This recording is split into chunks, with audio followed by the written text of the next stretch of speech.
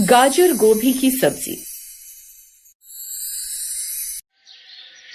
ये कहानी शुरू होती है संगीता से, जिसकी उम्र तो 28 थी पर बुद्धि बिल्कुल 14 साल की लड़की जितनी। ऐसा मैं नहीं कहती, उसके घर वाले और उसके मोहल्ले वाले कहते थे। लड़के वाले जो भी आते उसे बच्चा बुद्धि बोलकर चले जाते। आज फिर कोई लड़के वाले उसे देखने आने वाले थे। देख संगीता, आज अपना दिमाग मत लगाना। अगर किसी चीज को खाने के लिए हाँ बोले तो हाँ बोल और ना बोले तो ना। तभी लाली देवी की पड़ोसन मंजरी अंदर आती है। मंजरी लाली देवी को देखते हुए, पता है लाली बहन, अब तो लोग समझने लगे कि इस मोहल्ले की सारी लड़कियां दिमाग की बचकांड हैं। अरे अब मेरा रिश्ता नहीं हो रहा है तो इसमें मेरी क्या गलती है? पता है मैं तो खाने के कितने प्रकार की वैरायटी भी सर्व करती हूँ। अब जब लड़के वाले ही मना कर जाते हैं तो मैं क्या कर सकती हूँ? ऐसी बात है तो सुन बेटा, एक मेहरबानी और कर दे। अब तू जाके जल्दी से तैयार हो जा। और हाँ, एक बात और याद रखना, अगर लड़के वाले एक रोटी मांगे तो उसकी जगह 2 रोटी और दे देना, समझी? संगीता हाँ में सिर हिला देती है। लड़के वालों के आने से पहले पूरे घर की डेकोरेशन अच्छे से कर रखी गई थी और कई प्रकार के पकवान बनवा रखे थे। फिर निहाल का परिवार लड़की वालों के घर पहुंचता है।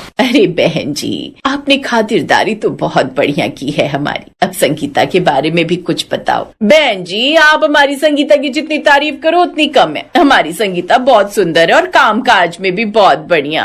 अब जब आप सबने इतनी तारीफ कर ही दी है तो संगीता को भी ले आओ। संगीता बाहर आती है और सब लोग उससे बात करते हैं। अरे बेटा, खाना बनाना जानती हो?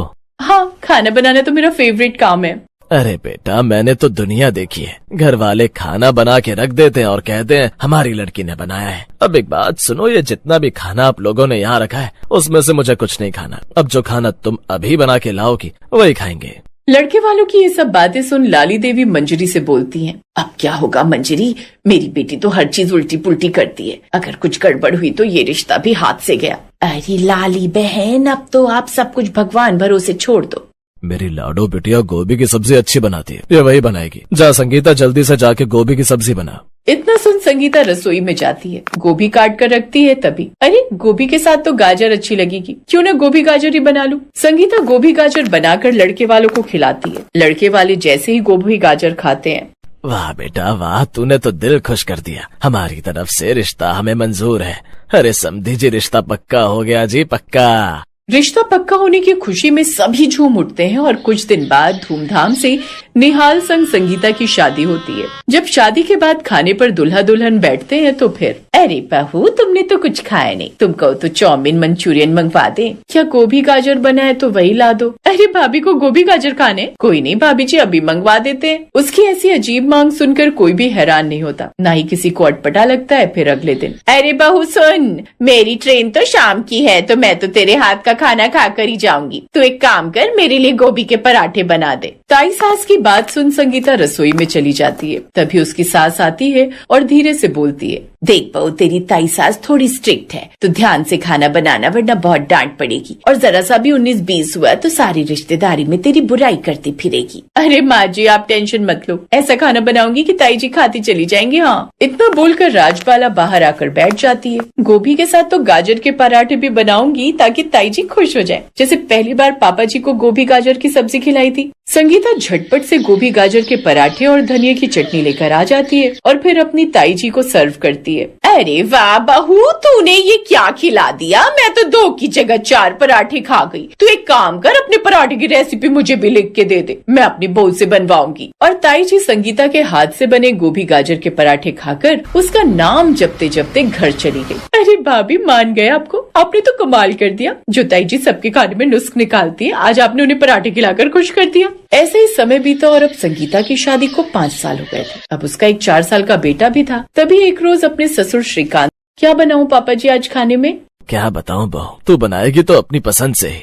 नहीं नहीं पापा जी, ऐसा नहीं होगा, आप एक बार बताओ तो सही, वही बनाऊंगी। तो बेटा एक काम कर, गोभी के पकौड़े बना ले। और हाँ बेटा, गोभी के ही बनाना। अरे पापा जी, गोभी के ही बनाऊंगी। आप तो ऐसे कह रहे हो जैसे मैं मिर्च के पकौड़ी बनाऊंगी। और हंसती हुई रसोई में चली जाती है कि तभी संगीता 2 प्लेट में चटनी के साथ पकौड़े लेकर आती है तो उसका बेटा गुन्नू जल्दी से उठाकर मुंह में डाल लेता है। दादी इसमें तो मम्मा ने फिर से गाजर मिला दी। अरे भाभी, पापा ने तो बस गोभी के पकौड़े बनाने को बोला था, आपने तो इसमें गाजर भी डाल दी। मेरा मानना है दी, कभी किसी को अकेला मत छोड़ो। अगर गोभी को गाजर का साथ मिल रहा है तो हमारा क्या ही जा रहा है। स्वाद जा रहा है संगीता, पिछले 5 सालों से हम गोभी गाजर ही खा रहे हैं।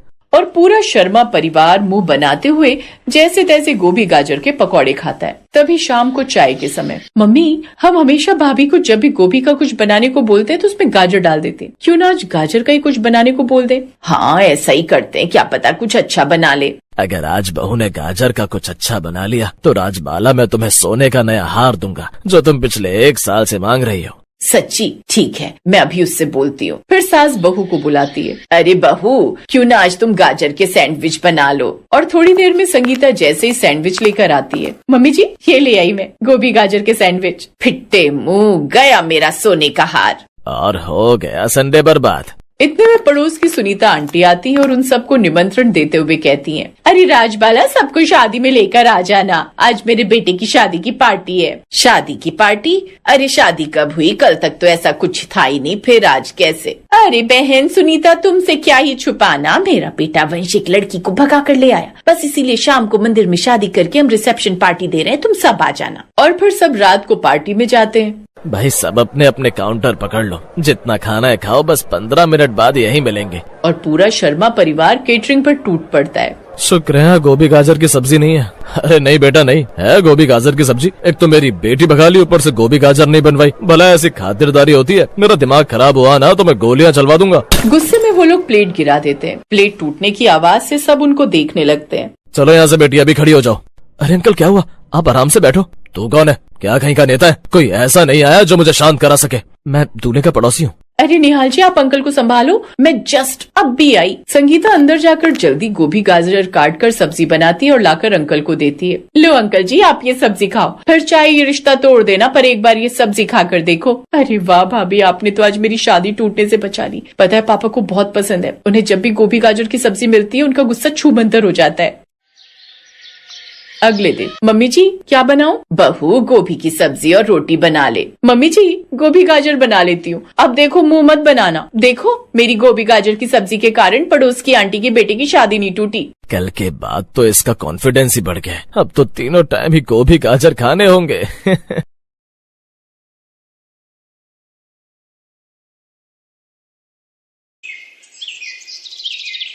प्रकाश नाम का एक गरीब किसान अपनी माँ गायत्री, पत्नी सरिता और 2 बच्चों गुड्डी और मोनू के साथ गांव में रहता था। लगातार 2 बार फसल खराब होने के कारण प्रकाश पर जमींदार का कर्ज चढ़ गया। अब जमीन बेचकर कर्ज चुकाने के सिवा प्रकाश के पास कोई और चारा नहीं था। अम्मा, अब मुझे जमीन बेचनी ही होगी। मेरे पास इतने पैसे नहीं है कि मैं जमींदार को कर्ज दे सकूं। अब यहाँ रहने का कोई फायदा नहीं। जमींदार के सारे पैसे देकर अब हमें शहर ही चलना होगा। अम्मा, इस उम्र में आपको कोई तकलीफ तो नहीं होगी कि आपका बेटा आपको परेशान कर रहा है? कोई बात नहीं बेटा, दुख सुख तो आते ही रहते हैं। कर्ज चुकाकर कम से कम तेरे ऊपर कोई बोझ तो नहीं रहेगा ना। यहाँ नहीं तो शहर में सही, मेरा बेटा जहाँ रहेगा मैं वहीं खुश हूँ। प्रकाश अपनी जमीन बेचकर जमींदार का सारा कर्जा चुका देता है और अपने परिवार को लेकर शहर आ जाता है। शहर में प्रकाश का एक दोस्त पहले ही अपने परिवार के साथ रहता था। वो प्रकाश को अपने साथ ही एक दुकान पर नौकरी दिलवा देता है, पर शहर में खर्च ज्यादा था। इससे घर में परेशानी थी, क्योंकि प्रकाश की तनख्वाह मात्र 6,000 रुपए थी। ठंड का मौसम शुरू हो गया था और परिवार के रहने और सोने के लिए बहुत परेशानी हो रही थी। अम्मा ये कंबल तुम ओढ़ लो, ठंड बहुत ज्यादा है। अरे बहू ये कंबल बच्चों को ओढ़ा दे, मेरी ये शॉल बहुत गर्म है, मैं इसमें आराम से सो जाऊंगी। चिंता मत करो, मैं कल देखता हूँ, बाजार से एक कंबल खरीद लाऊंगा। हो सकता है मालिक थोड़े एडवांस के पैसे दे दे, बात करूंगा। प्रकाश की परेशानी उसकी माँ और पत्नी अच्छे से समझ रही थी, पर उनके पास भी ऐसा कोई साधन नहीं था जिससे वो अपने बेटे की मदद कर सके। प्रकाश को एडवांस के पैसे नहीं मिल सके क्योंकि वो नया नया नौकरी पर लगा था। एक दिन गायत्री और सरिता सब्जी मंडी में सब्जी खरीदने लगी। सरिता बहू, मैं सोच रही थी थोड़े गोभी गाजर खरीद लेते हैं, घर में अचार नहीं है, सर्दियों का मौसम है, थोड़ा अचार डाल दूंगी। प्रकाश को गाजर गोभी का अचार बहुत अच्छा लगता है, गांव में तो सब कुछ था, मैं कितना कितना अचार डाल देती थी। यहाँ तो सर्दियां शुरू हुए कितने दिन हो गए, मैंने अचार नहीं डाला। हाँ अम्मा, ले लेते हैं। अब तो सब्जियां थोड़ी सस्ती भी हैं, गोभी गाजर महंगी नहीं है। आओ वहाँ सामने से पूछ लेते हैं। भैया, गोभी क्या भाव दी? बहन जी, एक दाम लगाऊंगा, 30 रुपए किलो। भैया 20 रुपए लगा ले, 2 किलो ले लूंगी और 1 किलो गाजर भी कर दे। ले लो माता जी, अब सुबह सुबह बोने का टाइम है, अब आपको क्या ही मना करूं। गाजर 2 किलो कर दूं, 50 की 2 किलो कर दूंगा। नहीं नहीं भैया, गाजर 1 ही किलो कर दे। अम्मा अचार के लिए और क्या क्या लेना है वो भी बता दो, हम मसाले की दुकान से लेते जाएंगे। गाजर गोभी का अचार क्या बेचते भी हो बनाकर? नहीं नहीं, हम तो अपने घर पर वैसे ही थोड़ा अचार डालने के लिए गोभी गाजर खरीद रहे थे। वैसे अम्मा जी बहुत अच्छा अचार डालती हैं। हम गांव में रहते थे ना, तो वहां तो अम्मा जी तरह तरह के अचार डालती थी और सर्दियों में तो गोभी गाजर खासकर जरूर डालती थी, बहुत स्वाद लगता है।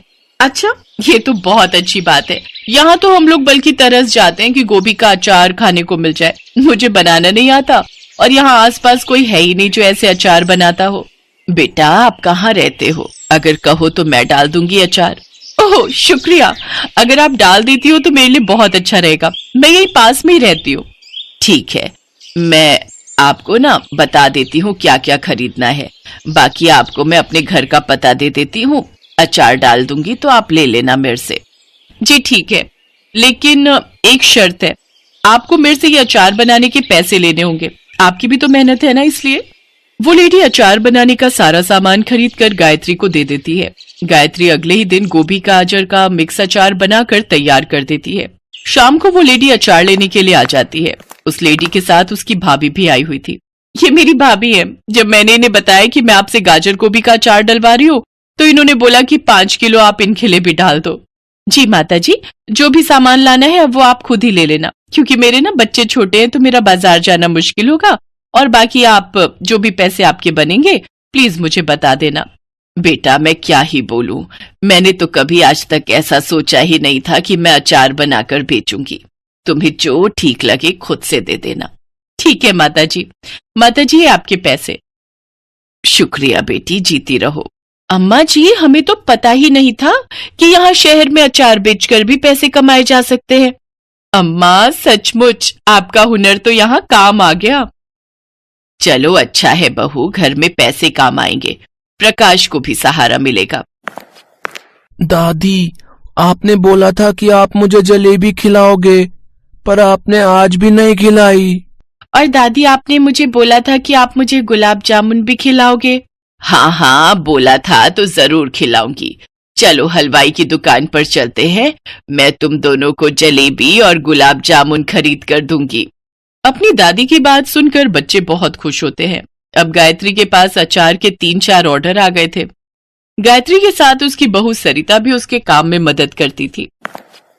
अम्मा, आपके हाथों का गाजर गोभी का अचार मुझे तो क्या सभी को पसंद आना था, क्योंकि आपके हाथों का अचार बहुत स्वादिष्ट होता है। यहाँ पर हर किसी को घर जैसा अचार नहीं मिलता, इसीलिए उन्होंने आपसे बनाने के लिए कहा। हाँ बेटा, अब एक काम कर, मैं तुझे कुछ पैसे दे रही हूँ, तो आज ही घर के लिए 2 रजाई खरीद ला, ठंड बहुत बढ़ गई है। और सुन, ये मत कहियो कि तू मेरे से पैसे लेकर नहीं खरीदेगा। बेटा, घर में मिल बांट कर काम करने से काम आसान होते हैं, खर्च बढ़ जाते हैं तो एक अकेले पर बोझ नहीं रहता।